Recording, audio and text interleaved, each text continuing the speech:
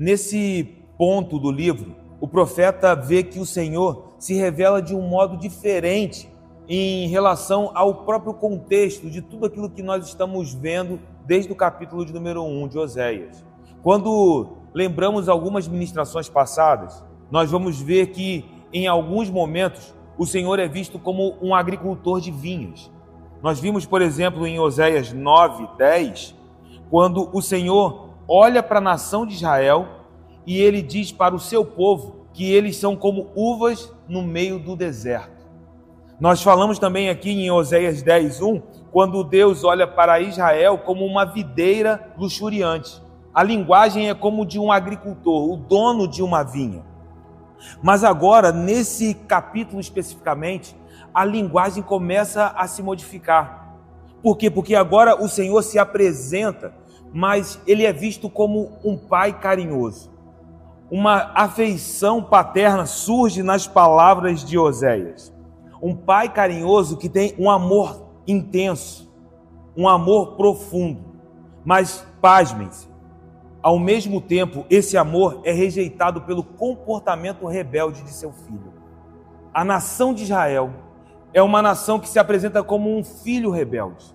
Embora o pai, com um amor intenso, um amor profundo, incansável, se volta para o seu filho, vemos que a nação é uma nação que está distante.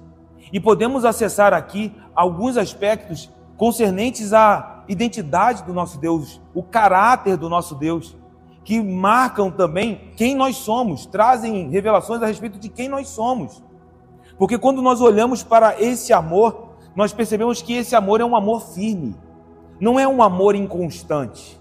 O amor de Deus é consistente em relação a nós. O amor de Deus é consistente em relação ao seu povo. Então Oséias vai olhar para o passado do povo, e esse passado traz luz para o presente, e ao mesmo tempo até um entendimento a respeito de um futuro próximo, porque nós vamos perceber que a nação está sendo avisada de um cativeiro. Então Oséias olha para o passado, usa esse passado para trazer luz ao presente e aponta para um futuro muito próximo. Mas nós vamos perceber que esse futuro não é um fim definitivo no que concerne a ruína definitiva da nação. Deus tem uma palavra de esperança. Mas para nos ensinar sobre isso, nós vamos perceber que Deus ele não está restrito às nossas limitações temporais. Ou seja, Ele olha para o nosso passado, Ele olha para o nosso presente, mas quando nós associamos essas coisas, provavelmente começamos a tirar algumas conclusões, porque assim é o coração do homem. Você olha para o seu passado, você olha para o seu presente e você faz algumas conjecturas a respeito do seu futuro. Mas quando nós olhamos para o nosso Deus, não, é diferente, porque Ele tem a eternidade em suas mãos. Ele conhece o meu passado e o meu presente, mas eu creio que existe um futuro extraordinário reservado nas mãos do meu Pai amoroso. Então assim Ele também está se voltando para a própria nação. A nação de Israel não está restringida às suas experiências, ao tempo passado ou ao presente. Deus está trabalhando na história e esse povo teria uma experiência particular com o Senhor, em que o próprio Deus está atraindo o seu povo até Ele. Esse é o lugar onde que nós vemos que o Eterno está cuidando de tudo na história. Ele está cuidando de cada detalhe das nossas vidas. Então eu creio, meu irmão, que a sua vida nessa noite aqui está dentro de um lugar onde as mãos do Senhor estão cuidando de cada detalhe. Sinta-se cuidado por Deus aqui nessa noite.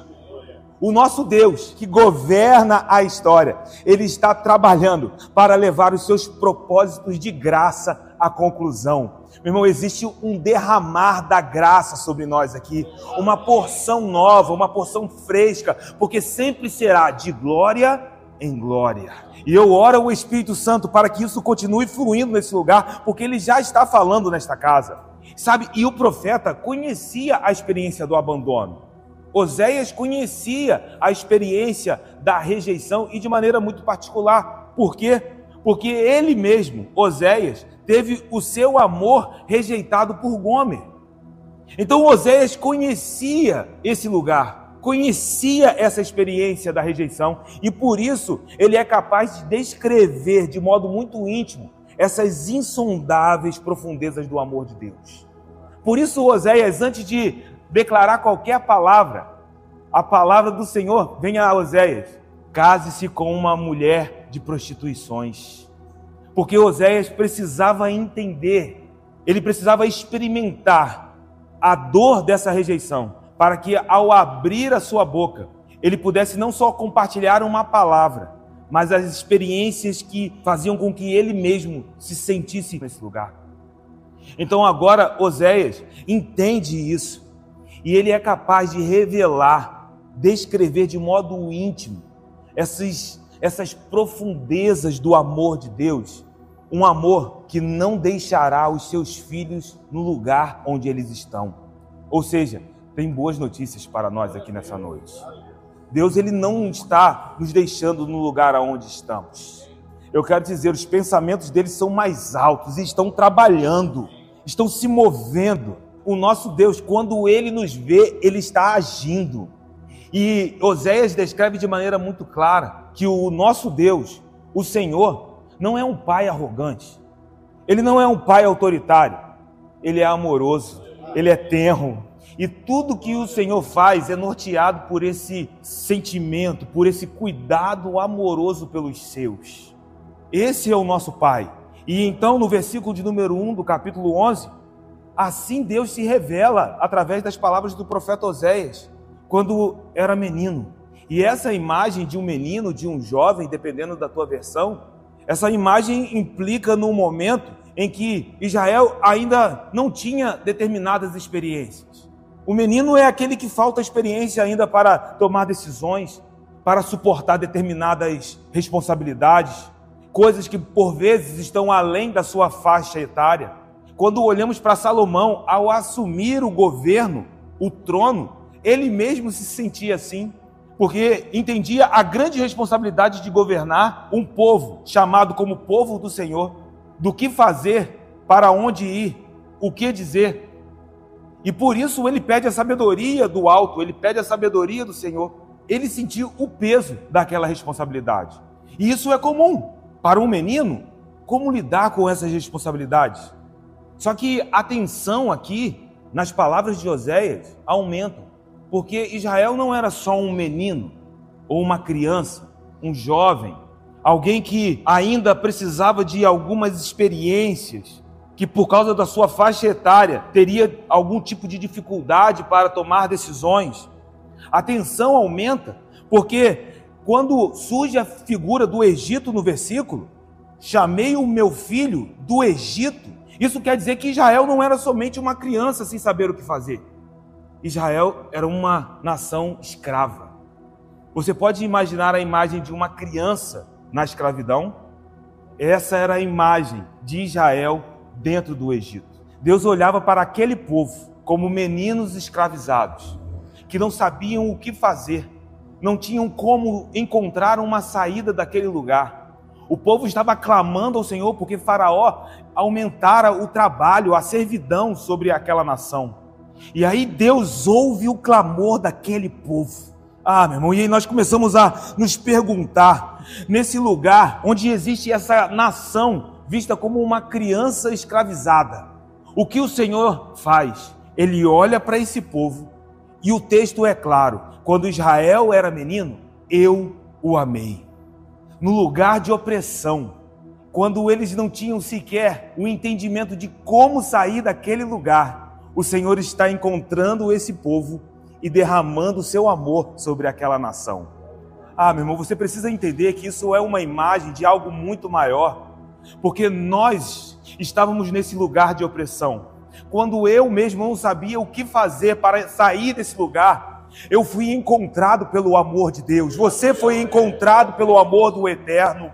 E então nesse lugar Ele nos resgatou do império das trevas. Quando eu não sabia o que fazer, quando eu não sabia para onde ir, quando as minhas palavras não seriam suficientes, Então, nesse lugar, Ele derramou amor sobre a minha vida, Ele derramou amor sobre a sua igreja, e você nessa noite está neste lugar, e Ele nos libertou do império das trevas e nos transportou para o reino do Filho do seu amor. É dentro desse lugar, num momento em que a situação do povo era sem esperanças, quando eu e você não tínhamos mais esperanças, o amor do Senhor nos encontrou. Quando não havia mais esperança alguma, forças para que aquela nação então encontrasse a saída, nada que agregasse algum valor a esse povo, o Senhor escolhe de maneira preciosa, misteriosa, mas cheia de graça, porque Deus revela a sua graça nessa escolha. Deuteronômio capítulo número 7 diz por que esse povo foi escolhido.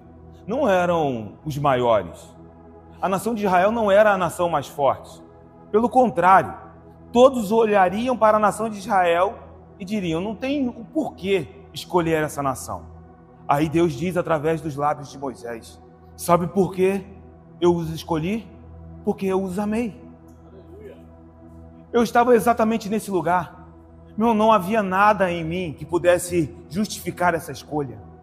Não havia nada em nós que justificasse estarmos aqui hoje, na presença do Eterno, porque Ele está aqui neste lugar, o Criador dos céus e da terra, onde Ele está derramando esse amor sobre nós. Então, mas por que o Senhor nos escolheu? Porque essa foi a minha decisão. Eu os amei, não estou procurando em vocês a sua força, não estou procurando em vocês a sua capacidade intelectual. Não é isso que define, mas é porque o meu amor define vocês. Então surge a conclusão do versículo. Um povo é chamado de filho. João capítulo de número 1. E todos aqueles que creram receberam o poder de serem feitos filhos de Deus.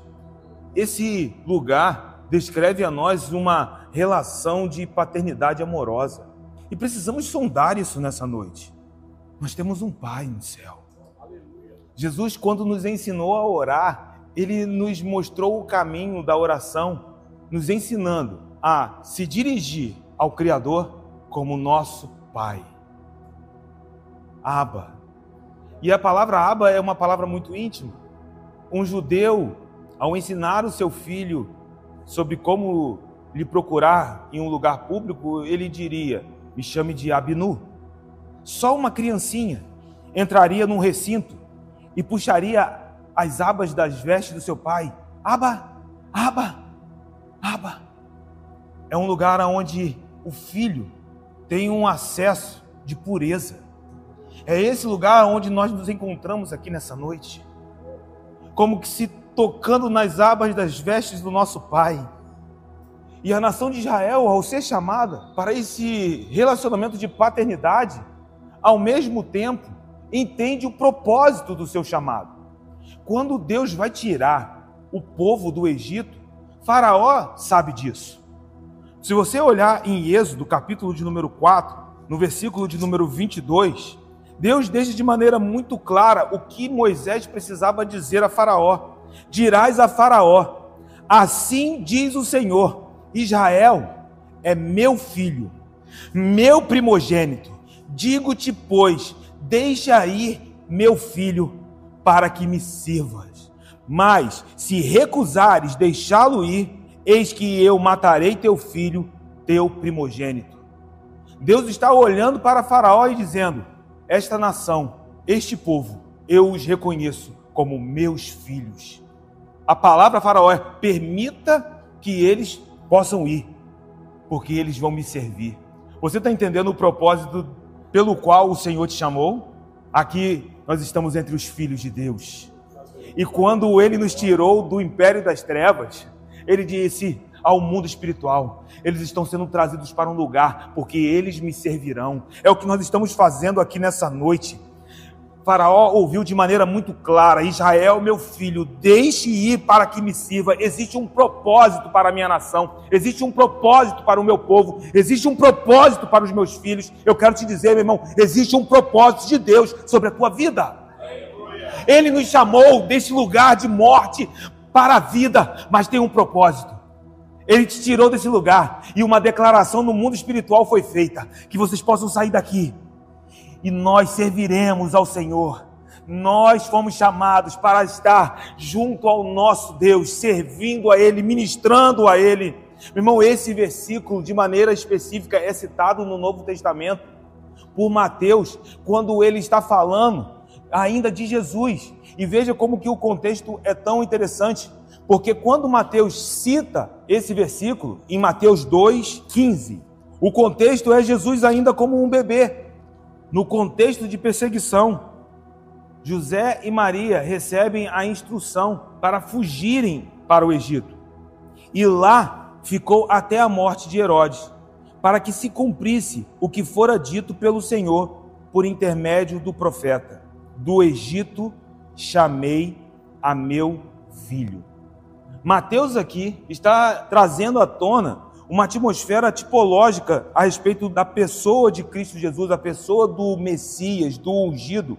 Porque do mesmo modo que a nação foi levada para o Egito e lá estava em uma situação de perseguição, agora o Senhor Jesus também é levado ao Egito por causa de uma pressão de perseguições a respeito de Herodes. E aí você vai dizer, mas como que isso pode se aplicar? O que Oséias está dizendo é que da maneira em que a nação de Israel foi tirada com uma missão, da mesma maneira, Jesus, ele veio para uma missão.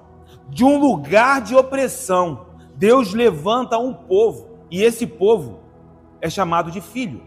Agora, em Cristo Jesus, nós vemos Jesus sendo chamado, e ele também tem uma missão, e ele é o filho.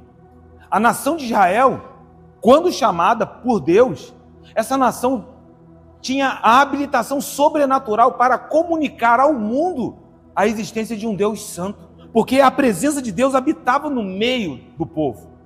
Só que a nação de Israel, como filhos, fracassou. Só que onde eles fracassaram, Jesus venceu. Onde eles não conseguiram romper, Jesus foi além. Para quê? Se a nação de Israel não pôde comunicar ao mundo a existência de um Deus santo, um dia o Filho completou a sua missão na cruz do Calvário. E não somente a nação de Israel, mas todas as nações, todos, de todos os tempos da história. Agora nós aqui nesse tempo, no século 21, estamos sendo atraídos a esse Filho, o Filho amado, o Filho unigênito do Pai, esse que foi tirado do Egito e agora chamado, porque quando Jesus, ele inicia a sua missão, meu irmão, ele inicia um ministério de libertação, de transformação, e a partir do ministério de Jesus, meu irmão, não só a história está sendo dividida, eu costumo dizer que Jesus divide a eternidade, porque até os anjos desejam sondar como que ele pôde se tornar como um homem.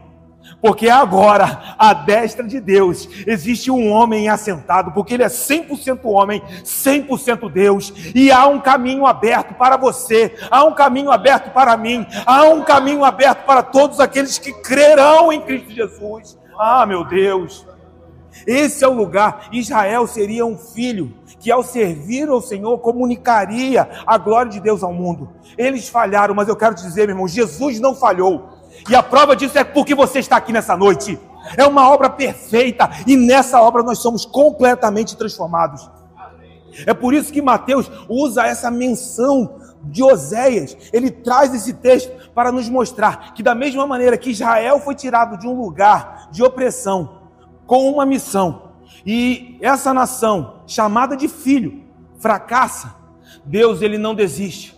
Porque se ele olha do alto e não há um ajudador, alguém que pudesse interceder, então ele mesmo estende o braço, e nós fomos alcançados pelo braço forte do Senhor. Oséias, então, ele não é um profeta que está fazendo uma menção profética, algo no sentido messiânico, mas ao olhar para a história da nação, ele percebe que existe um plano de Deus que está sendo desenrolado, onde ele vê um fracasso da nação, mas um Deus que não perde o controle da história. Então o versículo de número 12, ele continua Porque essa nação, esse filho primogênito, a nação de Israel, ao fracassar, fracassa porque quanto mais eu, o Senhor, os chamava, isso é o versículo de número 2, tanto mais se iam da minha presença. O que Oséias está dizendo aqui é quanto mais a nação de Israel era chamada. A BKJ traz a tradução, mas como os clamavam, como profetas, homens que foram levantados, chamando a nação de Israel ao arrependimento, chamando a nação de Israel para despertarem desse sono, dessa ilusão, desse engano. Contudo, todas as vezes que a nação era chamada, a resposta é descrita como aqueles que se iam da presença, se afastavam da face dos profetas. Eles não queriam responder uma resposta que era necessária, uma resposta que Deus estava procurando do seu povo. E aqui eu aplico, meu irmão, porque Deus continua procurando os verdadeiros adoradores. Deus continua procurando uma resposta. Ele está nos buscando aqui nessa noite. É uma resposta espiritual. E eu quero te dizer, meu irmão, o Senhor está procurando respostas de nós aqui nessa noite. Sabe, na nossa jornada, para sairmos daqui. E então que essa palavra possa continuar ecoando dentro da nossa alma, dentro do nosso coração. E eu creio, meu irmão, que nós fomos chamados para responder ao Senhor nessa geração. Eu oro ao Espírito Santo de Deus para que eu possa ouvir a voz do meu bom Pai e responder a Ele. Eu quero ser um filho atento, nesse lugar de paternidade, um amor tenro que me transforma, que não desiste de mim, um amor incansável, mas esse amor não me deixa onde eu estou, mas é um amor que me transforma dia após dia, porque a boa obra começou, não está pronta, mas Ele é fiel para completar essa boa obra até o dia de Cristo Jesus. Ele procura uma resposta, mas a infeliz resposta de Israel está no texto. Eles sacrificavam a Baalins, queimavam incenso às imagens de escultura. Sabe o incidente do bezerro de ouro em Êxodo 32? Quando Arão usa os brincos, as joias de ouro das mulheres para então produzir uma imagem de idolatria. Esse incidente, bem como ao olhar para a história da nação de Israel, a maneira como eles caminharam desejando, eles olhavam para as outras nações e queriam o que o mundo tinha. Eles eram fascinados pela idolatria cananeia. Não é à toa que por várias vezes o povo precisou enfrentar o juízo de Deus, porque eles flertavam com a idolatria a Baal. E eu quero te dizer que o libertador, ele fala conosco. O Pai fala conosco. Mas dizer não ao libertador é preferir ficar algemado nas mãos do opressor. Então, à medida que a nação de Israel diz não para aquele que liberta, isso é uma resposta no mundo espiritual. É uma legalidade ao opressor. Por isso, muitas pessoas vivem algemadas, porque não entendem que o Senhor está nos chamando para entregarmos os nossos corações de maneira completa. Meu irmão, não há como negociar. É uma entrega em que todos os dias percebemos que é necessário um passo em direção a Ele. É necessário se aproximar. É necessário confessar. É necessário entender que o que eu fui ontem, em um lugar onde recebi uma porção do Senhor, foi incrível, mas foi para ontem. Hoje existe uma porção nova. E eu preciso estar disposto a receber essa nova porção, porque essa porção me transforma e não me deixa no lugar onde eu estou. Mas essa porção ela é suficiente para este momento, para hoje, para aqui e para agora. E amanhã existe uma nova porção para a tua vida. Por isso nós somos chamados a ouvir a voz do Senhor constantemente. Por isso Ele está te procurando aqui nessa noite, meu irmão.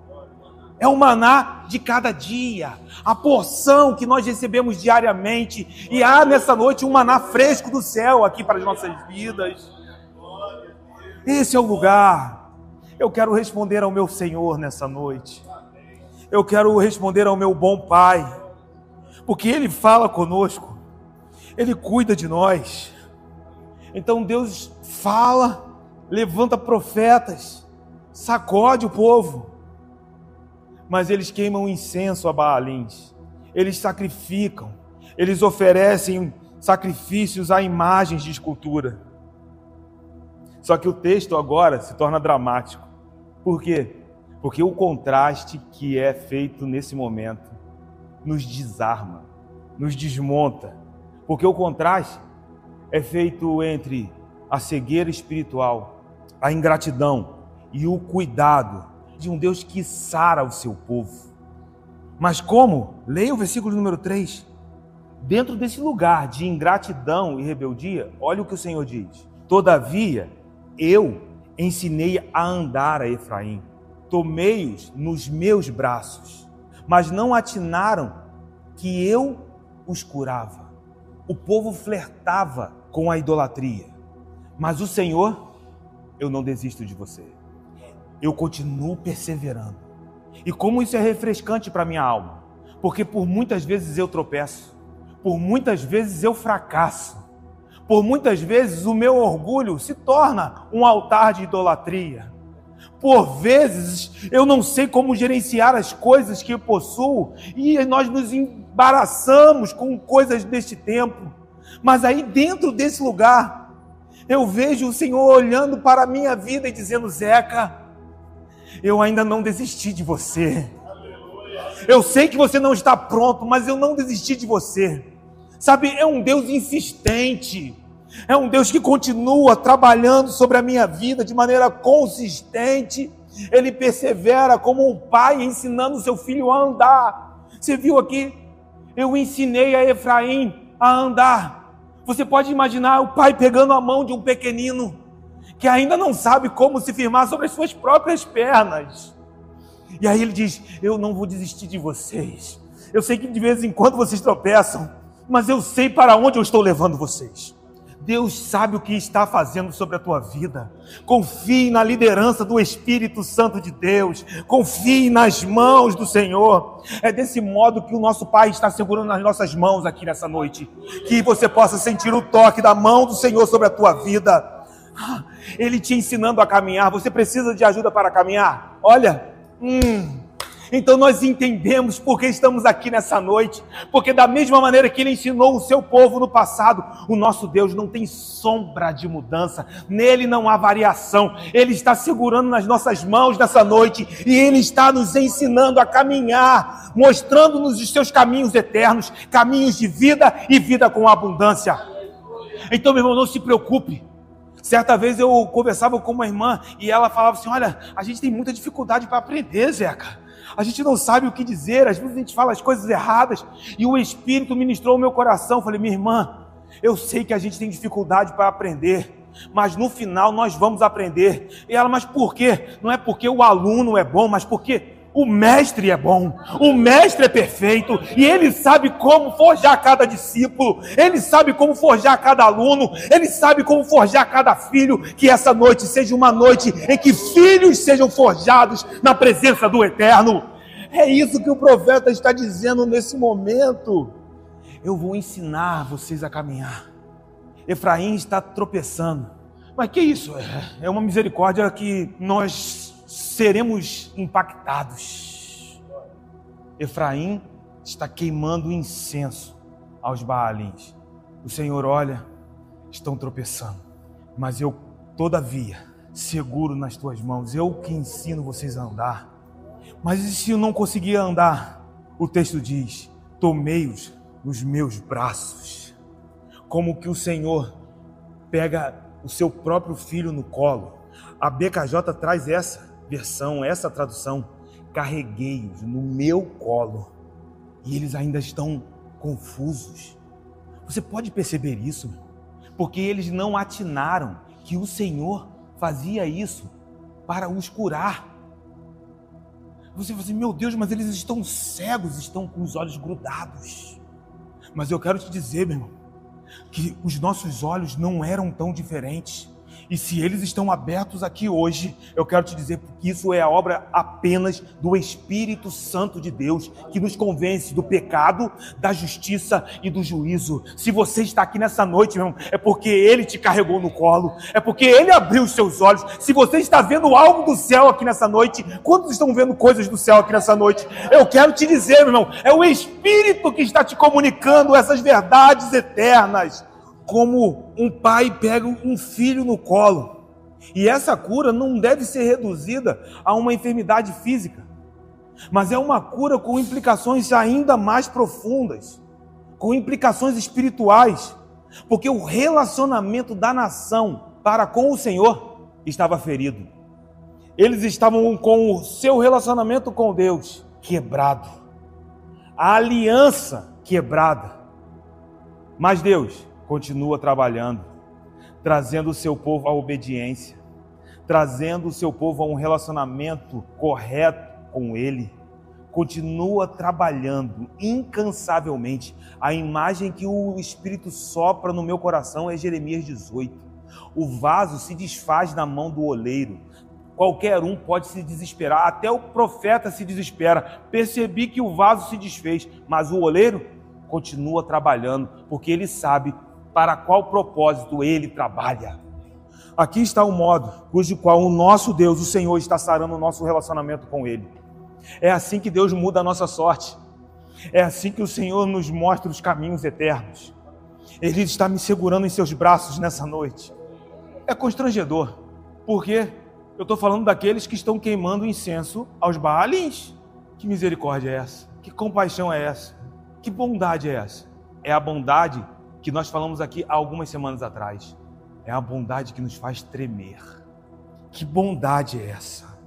Porque eles não percebiam que o Senhor os pegava no colo para trazer cura. Então o versículo 4 prossegue. E eu os atraí. Os atraí com cordas humanas. Sabe, são expressões que nos lembram a maneira até de controlar um animal. O ponto é que são cordas humanas. Em que sentido? Deus usa circunstâncias naturais. Deus usa eventos cotidianos. Deus usará relacionamentos humanos, pressões do dia a dia como seus instrumentos. Aí você vai dizer assim, o que isso representa na minha vida? Eu não sei a estação que você está atravessando, mas eu te garanto que o amor de Deus não desistiu de você. Então Ele está usando essas circunstâncias, essas pressões. Às vezes são até relacionamentos difíceis, mas estou fazendo isso para trazê-los até mim. Deus usou o cativeiro para trazer o povo para perto. Por vezes, Deus levantou exércitos inimigos para que o povo entendesse que só existe um lugar seguro. Por vezes, o povo precisou ir ao deserto para esperar a cada dia o maná, para entender que só existe um Deus, que é o Deus da provisão. Então as circunstâncias adversas não vão te matar.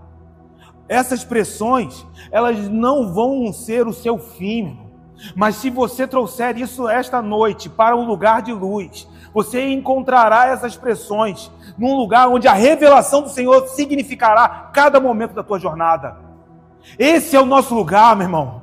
É isso que nós estamos fazendo aqui nessa noite. Eu quero te dizer, essas pressões, meu irmão, momentos onde que nós olhamos e há tribulações, essas coisas são leves e momentâneas, elas não podem ser comparadas com a glória que há de ser revelada em Cristo Jesus. Há um peso de glória para ser derramado sobre a tua vida.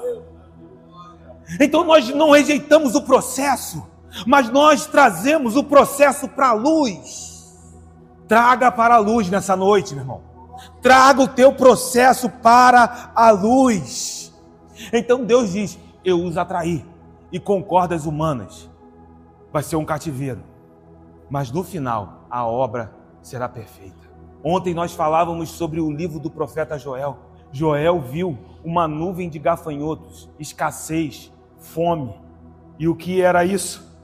Joel recebeu a perspectiva do céu a respeito daquela estação, e ele descobriu que aquela estação era um arauto do Senhor para uma mensagem ainda mais importante. O dia do Senhor está vindo. Então Deus está usando as circunstâncias da tua vida para te atrair até Ele. Então são boas notícias. Você não está sozinha. Você não está abandonada. Nós não somos filhos desamparados. Porque desde o versículo de número 1, Ele se revela a nós. E se você crê que Ele não muda, receba essa palavra. Eu os amei. Existe o amor do Pai sendo derramado sobre nós de maneira constante. E à medida que Ele atrai o seu povo, o texto continua. Porque Ele diz, com cordas humanas os atrair, mas são laços de amor. Como assim? Ele fala de maneira tenra. Não é só um instrumento de atração no sentido de te ver sofrer. Porque alguém poderia dizer assim, então Deus gosta de me ver nesse lugar. Ele me esqueceu nesse lugar. O que nós vimos aqui em Oséias, te levarei para o deserto, para falar de amor. Porque dali da onde? Do deserto, você vai colher vinhas. Tem fruto, provisão, direcionamento. Os laços são de amor. Ele está falando de maneira tenra. Então não é um instrumento apenas de atração, mas é um instrumento para nos comunicar que Ele continua olhando para nós. Como o profeta Jeremias, no capítulo de número 31, no versículo de número 3, nos diz: de longe se me deixou ver o Senhor, dizendo, abram suas mãos nessa noite, com amor eterno. Espera aí, você entende o que é eterno? O Senhor diz, com amor eterno eu te amei, e por isso com bondade te atraí. Feche suas mãos. Um amor eterno. Por que você acha que esse amor vai falhar amanhã? Às vezes nós entramos pelas portas da casa do Senhor e nos sentimos amados por Deus. Mas saímos e, ao encontrar as pressões e as circunstâncias adversas, o inimigo usa esse momento para nos colocar em tentação e questionar se ali ainda o Senhor continua nos amando. Eu quero te dizer, meu irmão, deixe a palavra dizer quem você é. Você é alguém que foi alcançado por um amor eterno. Um amor que não tem fim. E Oséias continua, porque esses laços de amor eterno, é dessa maneira que o Senhor trabalha. E Ele mesmo diz, o Senhor, eu fui para eles como quem alivia o jugo de sobre as suas queixadas. Em que sentido? Aquele que alivia o jugo, como que se houvesse algo, um jugo sobre o pescoço, um fardo, algo que muitas vezes esmaga aquele que está carregando, que já está cansado, mas nós conhecemos aquele que alivia o jugo, nós sabemos o nome daquele que alivia o jugo, o nome dele é Jesus. Vinde a mim, todos que estão cansados e sobrecarregados, e eu, o Senhor, meu irmão, Ele, o nosso Salvador, Ele diz, eu vos aliviarei. É nesse lugar que eu quero caminhar todos os dias da minha vida. É nesse lugar que eu quero ser definido pela palavra do Senhor. Tem pressão? Tem. Tem luta? Tem. Tem dias mais difíceis e dias mais tranquilos. E eu sei o que é isso. Tem dias que são mais difíceis. Tem dias que são mais tranquilos. Mas uma coisa eu aprendi que é constante na minha jornada. O amor do meu Pai nunca me deixará. É um amor que não falha. É um amor que não falha. Sabe? E então, o texto diz, como um pai que se inclina para dar ao seu filho de comer. É o que está escrito. E me inclinei para dar-lhes de comer.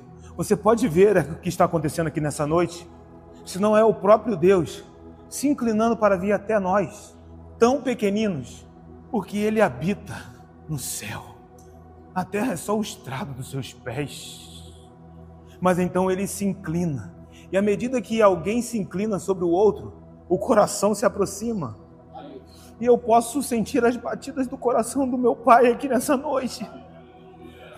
E Ele faz isso para trazer algo que você precisa.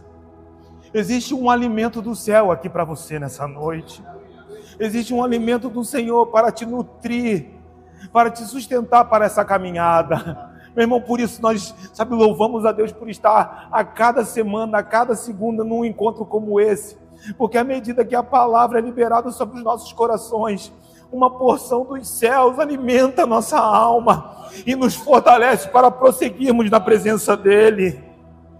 E então, como um pai que se inclina para dar a comer, assim o Senhor está se inclinando sobre o seu povo, sobre os seus filhos.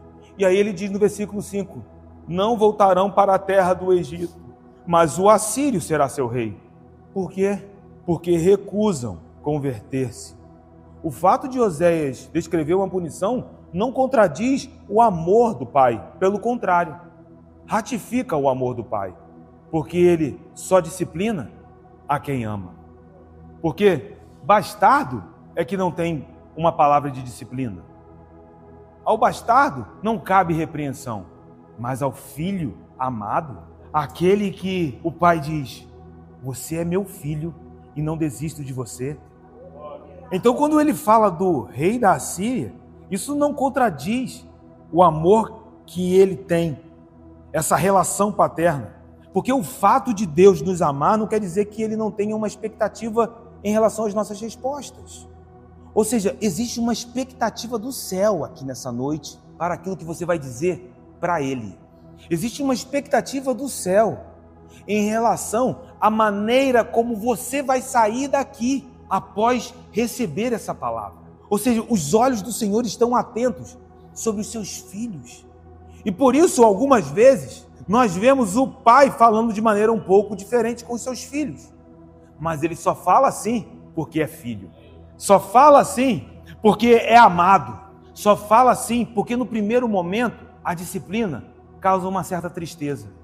Mas a partir do momento que ela começa a produzir o seu fruto, no final dela, o resultado é de alegria. E aí você vai entender que o processo de Deus nunca foi para te deixar num lugar de morte, mas foi para te trazer para um lugar de vida e vida com abundância.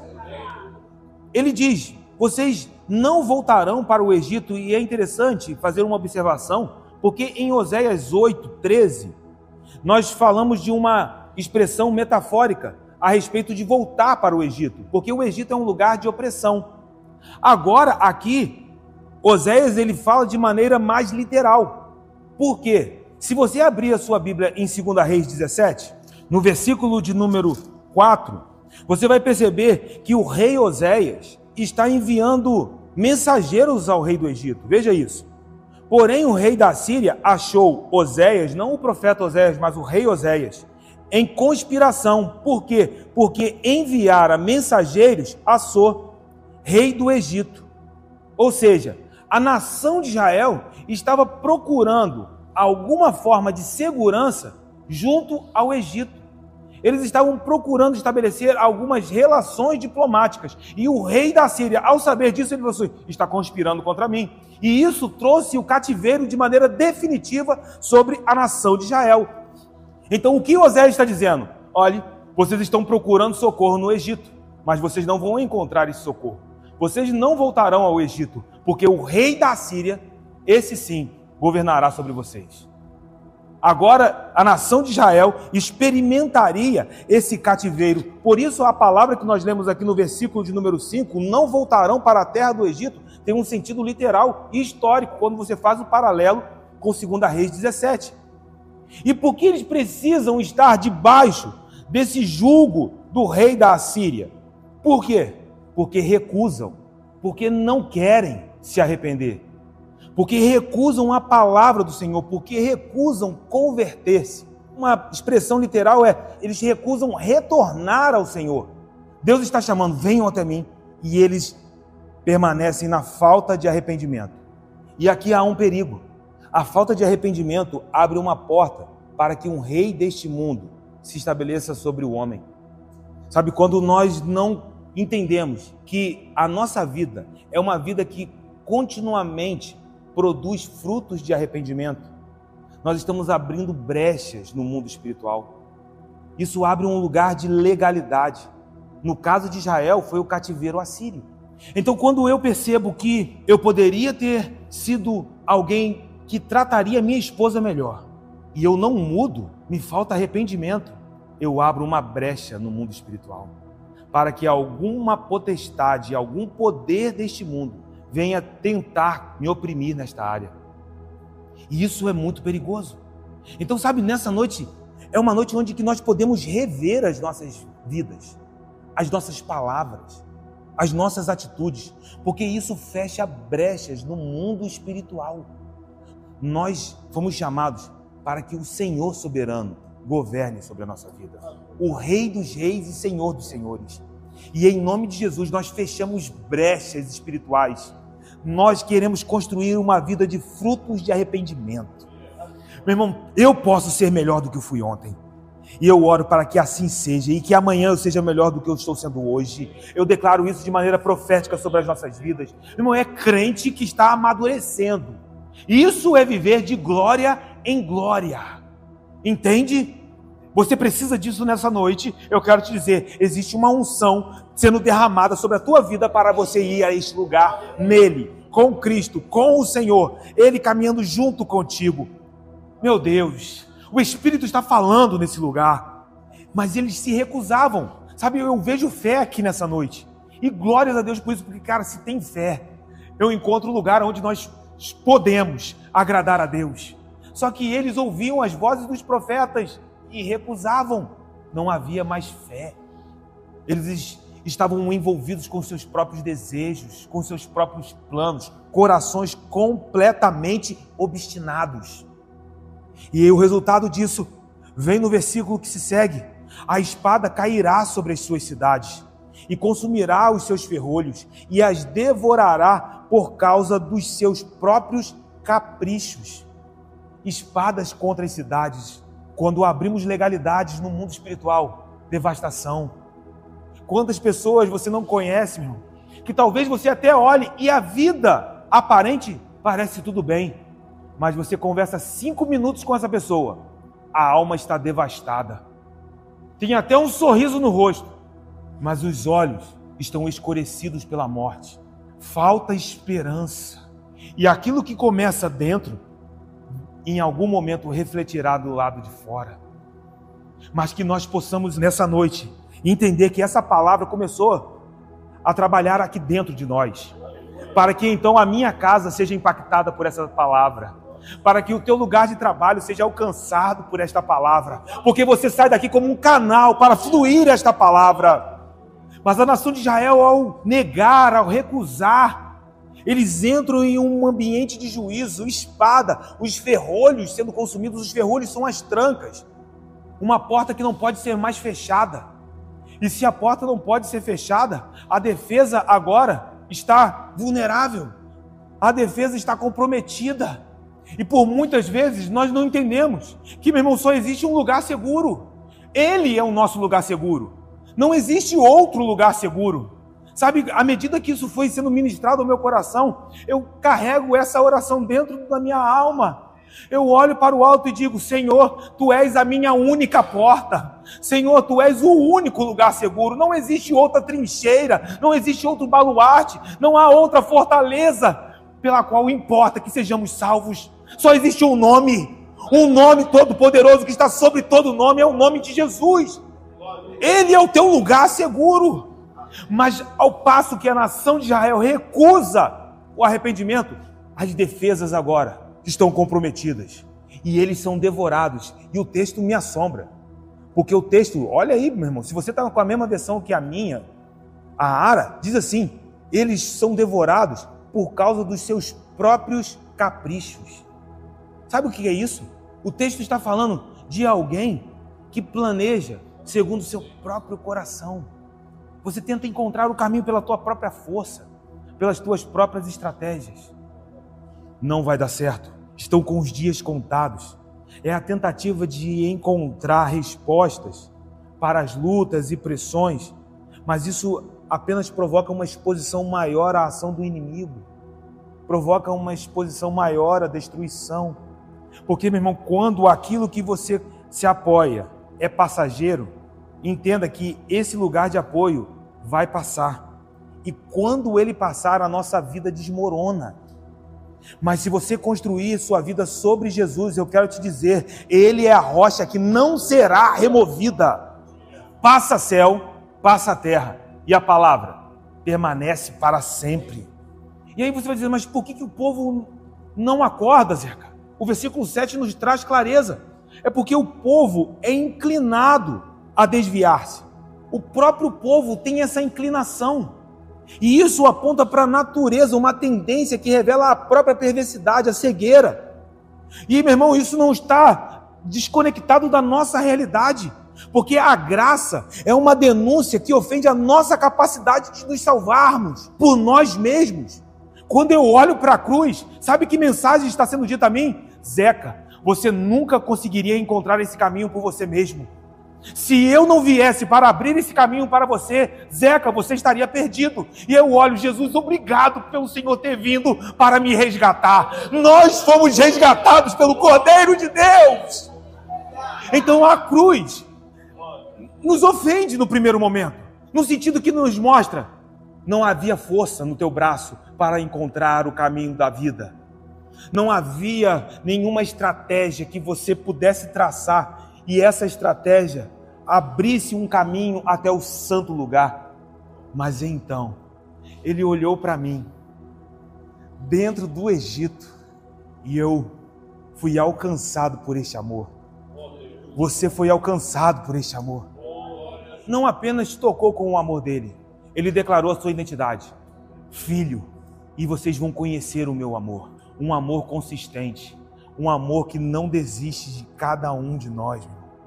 Então, quando eles, com a sua inclinação, escolhem os seus próprios caminhos, é como se eles estivessem dando as costas para Deus. E dar as costas para o Senhor, flertar com as forças que inflam a nossa autoestima, desejar a sabedoria deste mundo como preferível à sabedoria de Deus. Essas coisas são reflexos da nossa inclinação a uma apostasia, a abandonar a fé. Porque se você, meu irmão, olha para o pão que está sobre a tua mesa, e o inimigo semear uma semente de engano e dizer que esse pão está ali por causa da tua força, isso é um engano, é uma mentira. E isso, aos poucos, vai começar a roubar a tua fé. Porque você vai falar assim, não, olha o que eu consegui. Olha o que eu consegui. E então, sem percebermos, nós estamos focados naquilo que somos capazes de fazer e perdemos o lugar de descanso, onde nós encontramos Jesus nos ensinando. Por que vocês estão ansiosos? O Pai cuida das aves dos céus. Porque se Ele cuida das aves dos céus, que não semeiam, elas não fazem nada, mas não lhes falta. Abram suas mãos. E quanto mais a nós aqui nessa noite, que são os filhos, recebam, fecha a tua mão. Meu irmão, você sai daqui em um lugar de descanso. A nação de Israel se perdeu nisso. Nós vimos aqui que eles estavam vivendo um tempo de expansão territorial, o comércio, a diplomacia, estava indo tudo bem. Eles começaram a pensar que era a força do próprio braço e se enganaram, tropeçaram, a ponto de alguém declarar, olhem para o alto, clamem ao Senhor, é o que o texto diz no versículo de número 7, se é concitado a dirigir-se acima, concitado a dirigir-se para o alto, o texto diz, ninguém o faz. É como que se nós estivéssemos sendo sacudidos aqui nessa noite. Meu irmão, existe uma causa, talvez você tenha uma causa. O Senhor está dizendo, olhe para o alto nessa noite, porque existe um Pai que está cuidando de você. Eles se esqueceram da sua própria essência. Aí você vai dizer assim, dentro dessa amnésia, eles já não mais se reconhecem. O que a gente faz? Aí Deus olha para o seu povo. E aqui, meu irmão, somos lavados por uma misericórdia que é constrangedora. Mesmo distante do Senhor, diante de uma postura tão teimosa, mesmo esquecidos de quem eles eram em Deus e qual era o verdadeiro propósito para eles, esse povo é alcançado por uma compaixão, pelo amor de Deus. Deus estava a ponto de apagar esse povo da história, porque o cativeiro assírio poderia varrer a história dessa nação, serem esquecidos, tragados pela areia da história. Mas aí Deus começa a revelar um amor que continua trabalhando nos dias de hoje. Olha o que está escrito na tua Bíblia, versículo de número 8. Como que eu te deixaria, ó Efraim? Eu gosto da versão da NVI que diz assim, como vou desistir de vocês? Meu irmão, eu vou dizer, se a gente parasse aqui no versículo de número 7, nós sairíamos dizendo aqui, esse povo tinha mesmo que ser tragado e ser consumido para nunca mais existir. Aí Deus olha para esse povo e diz, como que eu vou desistir de você? Como eu vou desistir de você? Eu ouço o Espírito nos chamando aqui pelos nossos nomes. Zeca, como eu poderia deixar você? Como eu te entregaria? Sabe, essa pergunta expressa uma preocupação de um pai diante da intransigência do seu filho. Sabe, não é uma pergunta retórica, como que se a resposta pudesse ser dada. Nada mais pode ser feito, pelo contrário. Quando Deus está perguntando isso, é porque o profeta já pode ouvir o coração de Deus. E ele percebe que o coração do pai continua desejando o seu filho. Será que eu faria com vocês, daria o mesmo fim que eu dei a Admá e Zeboim? Vocês conhecem essa cidade? Na verdade, essas cidades foram plantadas em uma região muito conhecida. Essas duas cidades faziam parte de uma região onde estava plantado também a cidade de Sodoma e Gomorra. Quando você abre em Gênesis capítulo 14, no versículo de número 2, fala de uma estação de guerra.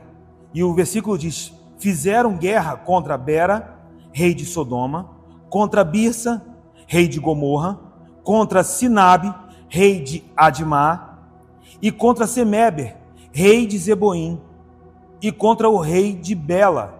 Esta é Zoar. Ou seja, Admá e Zeboim estavam na mesma planície onde estava Sodoma e Gomorra.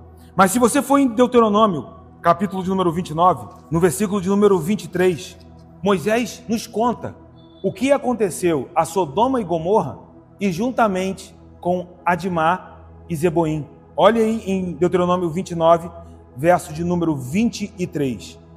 E toda a sua terra abrasada com enxofre e sal, de sorte que não será semeada, e nada produzirá, nem crescerá nela alguma erva, assim como foi a destruição de Sodoma e de Gomorra, de Admá e de Zeboim, que o Senhor destruiu na sua ira e no seu furor. Aí agora Deus fala a Oséias, eu sei que os meus filhos estão obstinados, parece que eles nunca vão ouvir, talvez ninguém mais acredite neles, como alguém olharia para Oséias e diria, Oséias, não tem como acreditar mais na tua esposa. Eu sei que talvez olhem para o meu povo e alguém diga, não é possível ter alguma coisa boa mais sendo tirada desse povo. Mas eu não desisto deles. E dentro desse lugar, ele diz para mim e para você nessa noite, eu não desisto de você. Eu sei que ainda há coisas para fazer. Eu sei que talvez nós estejamos aqui e eu não esteja satisfeito, meu irmão, com alguma coisa que na minha vida eu sei que possa amadurecer. E eu clamo ao Espírito Santo, completa essa obra na minha vida. Só que aí aqui eu sou encorajado. Em que sentido? Porque muitas vezes no meio do fracasso a gente acha que Deus vai nos rejeitar, que Ele vai desistir de nós, que nós vamos ser abandonados. Aí Ele diz, como eu vou te deixar, meu filho?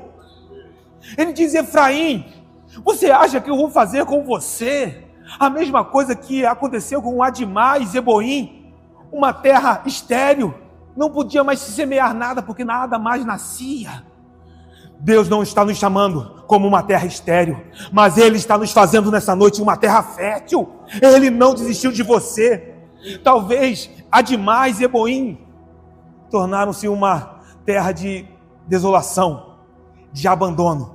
Mas eu quero te dizer nessa noite que o Senhor está dizendo, eu não faria a mesma coisa com vocês. Meu Deus.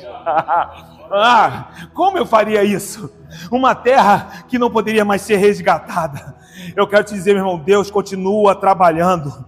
E aí, diante de tal fim, diante de uma pressão como essa, sabe, onde a misericórdia está, sabe, nos apertando aqui. Deixe essa misericórdia, meu irmão, te sacudir nessa noite. Pode ser melhor. Você pode ser um filho melhor, uma filha melhor. Eu quero dizer, tem avanço de Deus aqui nessa noite para você. Porque nesse lugar, o coração do Senhor agora é trazido à tona. Olha o que está escrito. É uma das palavras mais lindas que eu já li. o meu coração, o coração do nosso Pai, está comovido dentro dele. Olha, meu coração está comovido dentro de mim. As minhas compaixões, a uma, estão acesas. Sabe o que ele está dizendo? O meu coração está se derramando sobre vocês. Existe uma compaixão dele sobre as nossas vidas, um amor que nos lava. E quando Deus fala dentro dele, é porque essa questão é uma questão das profundezas do próprio Eterno. É um lugar que nós não somos capazes de discernir. Aí Paulo nos fala: nem olhos viram, nem ouvidos ouviram, e nem penetrou no coração de homem algum aquilo que está reservado para aqueles que amam ao Senhor. Ele continua, porque se ninguém conhece, se não penetrou no coração de homem algum, como você pode receber isso? Mas o Espírito Santo, que sonda todas as coisas, até as profundezas do coração do Pai. Você pode ir agora entender porque esse lugar está sendo revelado a nós. Existe um amor eterno. Sabe, amor eterno é um conceito muito poderoso. Não é um amor infinito. Porque amor infinito é um amor que tem começo e não tem fim. Ele é infinito. Mas um amor eterno não tem começo nem fim. Aleluia! Glória a Deus! O que eu estou querendo te dizer aqui nessa noite? Que Ele sempre nos amou. Que Ele sempre nos amou. Ele diz que é como águas que são agitadas. Sabe, como uma fornalha que é acesa. A compaixão do Senhor se agita em favor do seu povo. Você pode ver essa compaixão agora sendo agitada nesta casa, meu. E aqui está a ação das águas agitadas da compaixão de Deus. O versículo de número 9 diz: eu não executarei o furor da minha ira, não tornarei para destruir a Efraim, porque eu sou Deus e não homem. O santo no meio de ti, não voltarei em ira. Essa é a ação dessa compaixão, como águas poderosas que estão sendo agitadas. Ele diz: eu tenho boas notícias. Eu não executarei o furor da minha ira. Isso refresca a minha alma. Deus não está negando a sua ira. Ele não está dizendo que não existe ira. Mas Ele desviou a sua ira de nós. Porque nós estávamos destinados à ira vindoura. Mas essa ira desabou sobre alguém. Porque Ele é justo. Ele não poderia simplesmente dizer: eu perdoo o seu pecado e a justiça é colocada de lado. Não. Ele então oferece um sacrifício perfeito. O próprio Deus vem a nós, na pessoa do Filho de Deus, e a ira do Senhor desaba sobre Jesus na cruz do Calvário. E naquele lugar, meu irmão, o castigo que me pertencia desabou sobre ele. E por causa do castigo ter desabado sobre ele, hoje eu tenho paz. Hoje eu sou reconciliado com Deus. Então você volta para casa, amigo de Deus, reconciliado com Jesus, reconciliado com o Senhor. É uma das expressões que eu amo no Evangelho: reconciliação. Existe um ministério de reconciliação que foi derramado sobre nós. Oh, meu Deus! Então Ele não nos destruirá, meu irmão. Ele diz isso. É uma rota de continuidade, há uma esperança. Mas por quê? Porque Ele não é como nós. Ele é Deus. Ele não é homem. Não é homem para mentir, nem filho do homem para se arrepender. Essa admiração, meu irmão, eu derramo sobre Jesus. Ele é a cabeça do corpo. Ele é antes de tudo. Ele é o Rei dos reis, Senhor dos senhores. É nele que todas as coisas subsistem.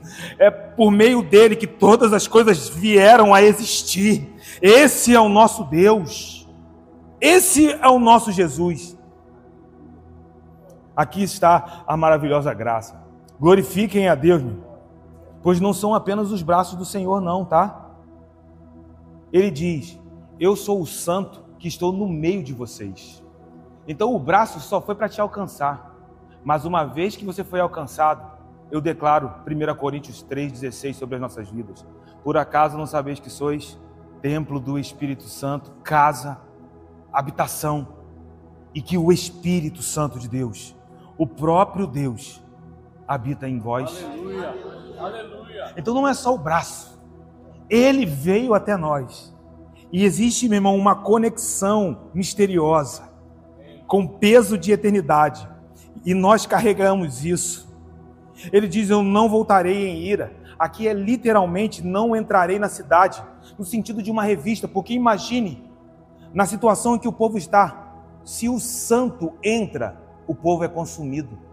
Lembra de Sodoma e Gomorra? Na revista, Sodoma e Gomorra foram destruídas. Mas nesse lugar, o Senhor continua trabalhando com misericórdia, bondade e paciência. E aí o versículo de número 10 continua: andarão após o Senhor. Este bramará como leão, e bramando os filhos tremendo virão do ocidente. Veja o que está dizendo aqui. O cativeiro vai existir, mas essa não é a última palavra de Deus. Ontem nós falávamos sobre a expressão quando Deus se arrepende do mal. Não no sentido de que ele errou em algo ou disse algo de maneira equivocada, mas quando Deus muda a sua palavra, isso significa que ele ainda não deu a palavra final sobre as nossas vidas. Aí ele está dizendo: Samaria vai ter cativeiro, o juízo vai vir, vão ter dias difíceis e muitas vezes precisamos lidar com os nossos erros. Mas sabe o que Deus está dizendo? Essa não é a palavra final para a tua vida. Esse não é o teu fim. Aí eu lembro de Tiago: ele é o doador de toda boa dádiva. Existe uma boa dádiva do Senhor que é derramada sobre nós. Então Samaria sofreria o juízo, experimentaria o cativeiro assírio. Contudo, o castigo não terminaria na aniquilação da nação. Haveria uma oportunidade de esperança. Por quê? Lembra quando Jesus está falando com seus discípulos em Atos 1, versículo de número 8, que eles deveriam pregar o evangelho em Jerusalém, em toda a Judéia. Mas não se esqueçam, tem Samaria também. Mas para em Samaria, tem um lugar lá em Jardim Catarina, que vocês ainda não conhecem os nomes, cidades distantes, mas eu digo para vocês que pode ser chamado como confins da terra. E eu vou dizer, Samaria ouviu do evangelho, nós também ouvimos do evangelho, e esse evangelho, meu irmão, continua trazendo uma renovação, uma palavra de vida nos lugares assolados.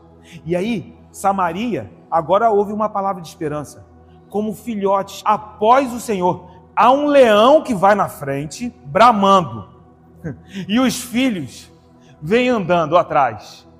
E ele vai na nossa frente porque ele é o nosso general, meu irmão. Ele é aquele que nos dirige, ele é aquele que comanda todas as coisas, e esse leão está bramando, e eu posso ouvir o rugido do leão do trono. Meu Deus! Aí não tem como não ir até Apocalipse 5, quando João está num lugar de tensão, porque ninguém foi encontrado digno de desatar os 7 selos do livro que estava na mão daquele que estava sentado no trono. Um dos anciãos vem até João e diz: não chore, João, porque um foi encontrado. Porque no céu, na terra e debaixo da terra não havia ninguém digno, mas um foi encontrado. Aonde? Quem é este? Ele é o leão da tribo de Judá. Opa, mas peraí. Aí entra o leão na sala do trono. E aí quando João olha, peraí, mas ancião, você disse que era um leão. Sim, olhe. Mas eu vejo um cordeiro. Sim, mas ancião, ele parece que foi morto, mas está vivo. Quem é esse? É o leão da tribo de Judá e o cordeiro de Deus que tira o pecado do mundo. É esse que vai à nossa frente, meu irmão. E aí Oséias está dizendo: andarão após o Senhor, este bramará como leão. E os filhos, você pode ver os filhos caminhando e ouvindo o bramido do leão. Os filhos vêm do ocidente. É interessante que aqui a palavra literal é do mar. A versão LTT traz uma observação incrível, porque do mar é uma referência também às profecias, como Isaías fala, as ilhas do mar, as terras distantes. E todas as vezes que Isaías usa essa expressão hebraica é iim, ilhas distantes, terras distantes, ele está se referindo às nações. Então, o leão está bramando e os filhos estão vindo das nações. Tem filhos aqui nessa noite, meu irmão. E aí o último versículo diz que tremendo virão como passarinhos os do Egito, ou seja, o lugar de opressão não é o teu fim. E como pombas, os da terra da Assíria, ou seja, a remoção, ela tem dias contados, porque eu, o Senhor, os farei habitar em suas próprias casas. E quem nos garante isso? Não é o profeta Oséias. Ele diz, olha, eu tenho um selo de garantia para essa palavra. Quem diz isso ao teu respeito é o Senhor dos exércitos, é o Criador dos céus e da terra. É dentro desse lugar onde nós vemos Jesus olhando para cada um de nós. Eu me lembrava nessa tarde da mulher samaritana. Samaria, aquela mulher que estava com sede e não sabia. E Jesus disse, se eu lhe der a água que eu tenho, você nunca mais vai ter sede, filha. Mas não só isso, eu não só vou saciar a tua sede, eu vou fazer com que você jorre dessa água. Eu vou te transformar numa fonte. E aí ela, na conversa com Jesus, ela diz, eu sei, há o Cristo, há o Messias, há um ungido do Senhor, e ele virá. Aí Jesus diz para ela, eu sou o Cristo. Meu irmão, é essa água que nos alcançou aqui nessa noite. Sabe, eu sinto a compaixão de Jesus por aquela mulher, porque é a palavra profética. Sabe, a cidade enfrentou um juízo terrível. Samaria, de fato, foi varrido pela Assíria. Mas Deus tinha os seus remanescentes, irmão. Aqueles que ouvem e guardam e esperam. Aqueles que perseveram na promessa, na bendita esperança. Nós estamos aqui nessa noite aguardando. Hoje eu posso ser um filhote que vai andando atrás do grande leão, meu irmão. E eu posso ouvir o leão da tribo de Judá rugindo na minha frente, rugindo como um leão. E aí, o rugido desse leão me faz tremer. Mas Oséias nos deixa de maneira clara. Por que trememos? Não é terror. É a bondade que nos faz tremer. Aleluia. Ele é bom. Melhor do que eu sou capaz de imaginar. E é essa bondade que nos seguirá todos os dias das nossas vidas. Por quê? Qual é a tua identidade? Você é filha amada do Pai. Glória a Deus. Perfeitos? Ainda não. Mas entendendo que fui chamado para ser uma busca de santidade. Porque Jesus disse, sede perfeitos como o Pai. Aí você vai dizer, mas Senhor, ainda falta. Então busque nessa noite. Aleluia. Porque para aqueles que têm fome, tem pão. Para aqueles que têm sede, tem água. E se bebermos dessa água e comermos desse pão, nós encontraremos esse lugar onde que pela graça somos santificados e habilitados a viver uma vida santa diante do Senhor. Meu irmão, a gente sai daqui, a obra não está completa, mas para viver um novo nível de glória. Quantos recebem isso nessa noite? Amém. Quantos precisam disso nessa? Eu preciso. Então coloca a tua mão sobre o teu coração. Espírito Santo de Deus, muito obrigado pela revelação do amor do Pai, que não desiste, que trabalha de maneira incansável. Mesmo quando às vezes tropeçamos, meu Pai, nos nossos próprios planos, às vezes nossas cabeças, nossas mentes ficam confusas, mas a Tua palavra está nos revelando uma faceta deste amor, ó Deus, que me faz tremer. O Senhor não desiste de mim, e eu sei que um dia eu estarei diante de Ti, porque a Tua obra não fracassará na minha vida, não fracassará na vida dos meus irmãos. Pai, nós oramos, porque sairemos daqui para viver em novos níveis de glória. Senhor, nós sairemos daqui e sabemos que precisamos continuar a combater o bom combate. Meu Pai, aperfeiçoa esta obra nas nossas vidas. Meu Pai, prospera a Tua palavra em cada coração aqui presente, em nome de Jesus. E como filhos amados, nós voltamos para as nossas casas, envolvidos por esse amor que não falha, e cremos, Senhor, que nós jamais seremos os mesmos, porque uma porção da glória foi derramada sobre nós, e nós nos apropriamos. Obrigado pela minha casa, obrigado pela minha esposa, obrigado pela minha família, obrigado pelo meu pão, o pão que o Senhor coloca sobre a minha mesa. Obrigado, Pai, por tudo que nós vivemos, obrigado por nos vestir, obrigado por nos sustentar, obrigado por cada coração que bate, pelo ar que respiramos, obrigado por ser o nosso Pai provedor. Nós te amamos e assim nós oramos certos da nossa vitória, em o nome de Jesus, amém, e graças a Deus. Aplauda o Eterno nessa noite, meu irmão.